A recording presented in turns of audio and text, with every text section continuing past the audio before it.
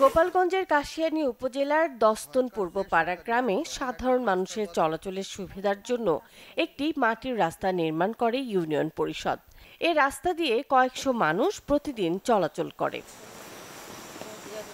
তবে রাস্তা নির্মাণের পর থেকেই ওই রাস্তার জায়গা নিজেদের বলে দাবি করে আসছিলেন ওই গ্রামের শামসুল হক শেখ ও আব্দুল কুদ্দুস শেখ। আদালতে মামলা গড়ালেও সালিশ বৈঠকে হয়নি কোনো সুরাহা।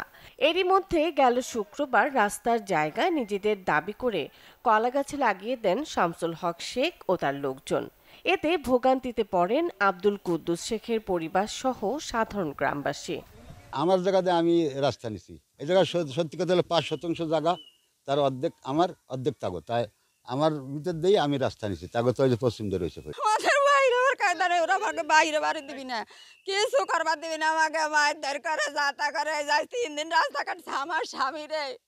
ওই যে কোয়ান্তে পলাই বেড়া লাগছে, ওরা আমার নেটে মোবাইল দিবা লাগছে, তোর বাপ পলাই বেড়া লাগছে, কে টাইনা ছিড়বো, এ হরবো কত টাকা লাগছে। বাড়ির জমি মাঠে জমি নাই, তারাও তো রাস্তা পায়, আর আমাদের জায়গা থাকতে জমি থাকতে কেন আমরা রাস্তা পাবো না? এই সুস্থ সবল বিচার আমরা চাই। জায়গাটি নিজেদের দাবি করে রাস্তার মাটি কেটে কলা গাছ লাগিয়ে দেওয়ার কথা স্বীকার করেছে শামসুল হক। নগদ পেমেন্টে 500 টাকা পর্যন্ত ক্যাশব্যাক আর লেনদেনে প্রতিদিন ডিপ ফ্রিজ এবং ঘন্টায় ঘন্টায় এসি টিভি সহ দারুণ সব গিফট।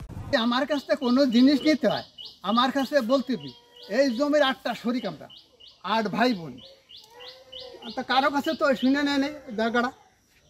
একটা জিনিস যদি আপনার কাছে নিতে হয় তাহলে চাই নিতে হবে। আমার ভাইরা যখন মারছে, আমার ভাইরা মারলি ফেরা, তখন আমি আগে রাস্তা কাটিয়ে দিচ্ছি। জায়গার পর রাস্তা বানাইছে, আমি আমার রাস্তা কাটে আমি কলা গাছ লাগাই। স্থানীয়রা বলছে এই রাস্তার জায়গা নিয়ে দীর্ঘদিন ধরে দুই পরিবারের মধ্যে দ্বন্দ্ব চলে আসছে। তবে কয়েকবার সালিশ বৈঠক করা হলেও কোনো সুরাহা হয়নি। শুক্রবারের দিন আমি আইসি এনে মাটি কাটা হয়ে গেছে, এই কলা গাছ আমি লাগাবা দেখছি। 2% জমি এই বাড়ির মধ্যে থেকে পাবে, বুঝছেন?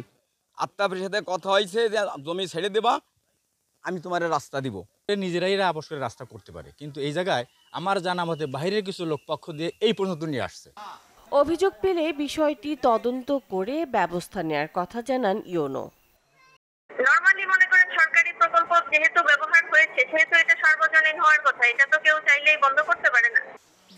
ভোগান্তি কমাতে দ্রুত রাস্তাটি মেরামত সহ দোষীদের বিরুদ্ধে আইনগত ব্যবস্থা নেওয়ার দাবি ভুক্তভোগী পরিবার সহ গ্রামবাসীর।